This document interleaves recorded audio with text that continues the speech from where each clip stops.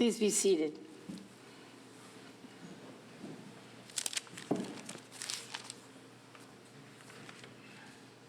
Love comes again like wheat that springeth green. Easter blessings to you, thunderstorms and all.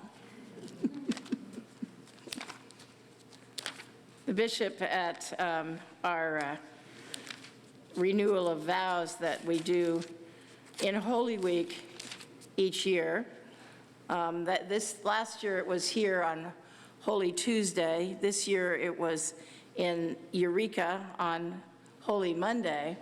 One of the things he said to us and then wrote to us is that no matter what happens, the copier breaks down, thunderstorms happen, the food gets lost, whatever, no matter what happens, Easter's coming and Christ is raised. He will be raised no matter what we do or don't do or how things work out.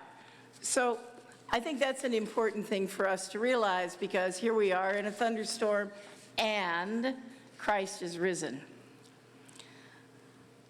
The last 3 days of Holy Week are called the Triduum, and they are Maundy Thursday and Good Friday and Holy Saturday, at which we have the great vigil of Easter.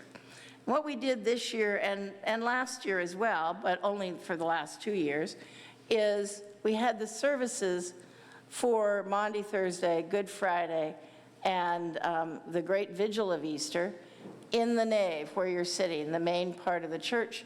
And we had the chairs arranged in concentric half circles. And we had, on Maundy Thursday, a table for an altar in the middle of that circle. On Good Friday, that table was over here with the reserved sacrament. And last night, that table was here in front of the flowering cross and with the font at the entrance to the half circles. And the table and the paschal candle at that end. We did that because those 3 days are all connected. And one of the things I've realized more closely this time than I have perhaps at other times, that all of Holy Week is about God's love. And it's about human connectedness to each other as community, and connectedness to God, even as we watch Jesus share the Last Supper with his disciples, as we strip the room bare at the end of that day, and we walk with him to the cross, and then we watch him be buried in the tomb. And then the service that we had last night starts in the dark. And the only light for a little while is the paschal candle being carried in with the words, "The light of Christ," said 3 times. And then everybody in the room gets a candle lit from the paschal candle. They pass those to each other. And then we read by our candlelight the scriptures, the stories of salvation. And then we have baptism, and then we have communion. But before we get to communion, we turn up all the lights and ring the bells, and the light keeps coming. We ring bells and sing the Gloria, and it's Easter. And then today, everything is up here because of it's back to being the way we do things, but also it's being here and seeing all of these flowers and all of the gold and the white at the signs of resurrection. So we've been walking through Holy Week, and here we are at Easter. Last night, we heard the story of creation. We heard the story of the rainbow in the sky. We heard about God's covenant. We heard the story of the Israelites passing through the Red Sea. We heard the story of the dry bones, and we heard the call of God and Zephaniah gathering the people. We baptized a person last night, a baby. His name is Nico Donald Ryan, and he screamed very loudly. I poured the water. He was asleep, and I poured the water on his head, and that was, it.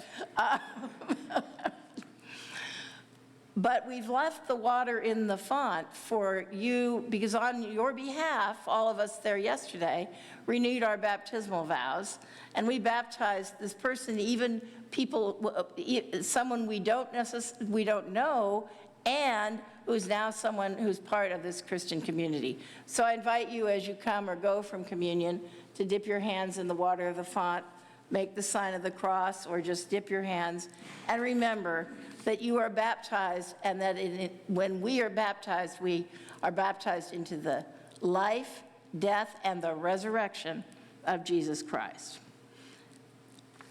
Now, this song, I'd like you to look in your hymnals at hymn 204. Now you'll see why I had you read it or sing it.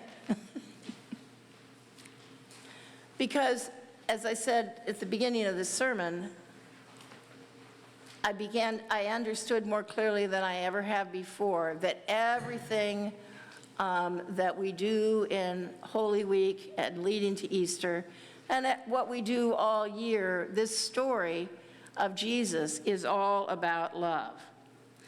So now the green blade riseth from the buried grain, wheat that in dark earth many days has lain. Love comes again that with the dead has been. Love is come again like wheat that springeth green. In the grave they laid him, love whom hate had slain, thinking that never he would wake again. Laid in the earth like grain that sleeps unseen, love is come again like wheat that springeth green. Forth he came at Easter like the risen grain, he that for 3 days in the grave had lain. Quick from the dead, my risen Lord is seen. Love is come again like wheat that springeth green. When our hearts are wintry, grieving or in pain,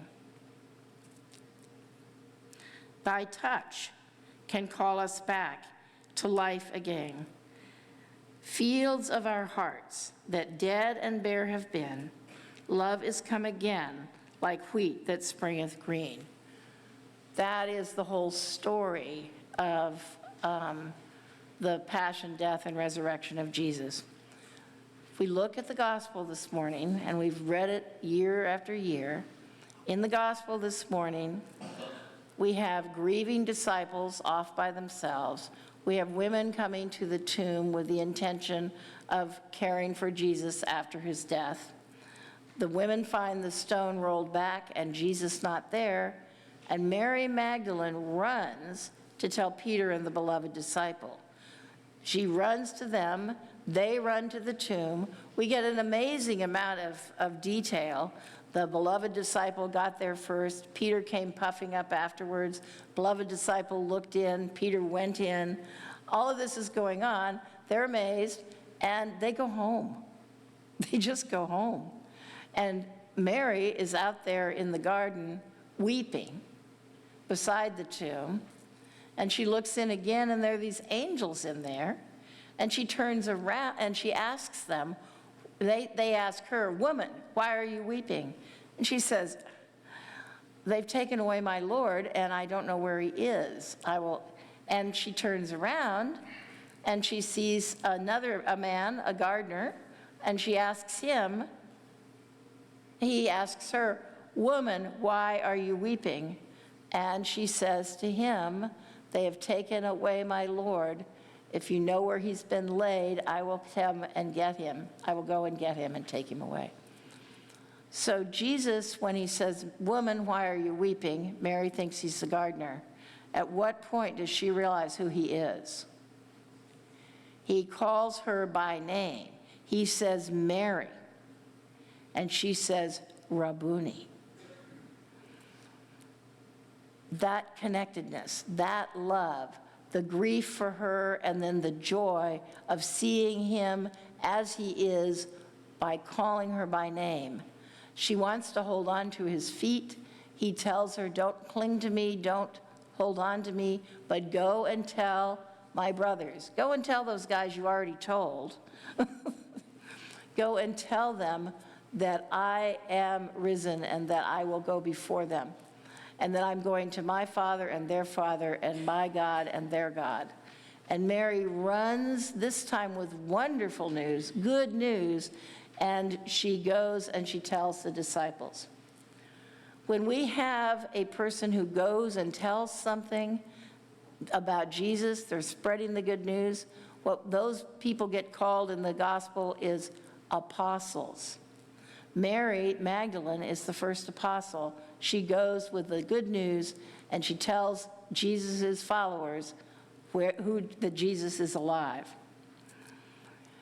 All of this, again, is about love. And this whole idea of rising from the earth, a seed dead and buried, and then rising transformed, is an image I think is wonderful for us to pay attention to who Jesus is. And to think, love whom hate, they laid him in the grave, love whom hate had slain, love is come again like wheat that springeth green. I want us to think about that when we're in grief or pain, to think about here is Jesus resurrected, and Jesus' resurrection is like new life after death. It is new life after death. And we share that with Jesus because he loves us. And we share that love that he gives us with each other. And that's the way this story goes. Touching, loving, connecting, and sharing both pain and joy is how the Christian community lives into the life, death, and resurrection of Jesus Christ. How we demonstrate to the world that love is stronger than hate, and how we demonstrate to the world that new life is come to us and to everybody through Jesus Christ. Amen.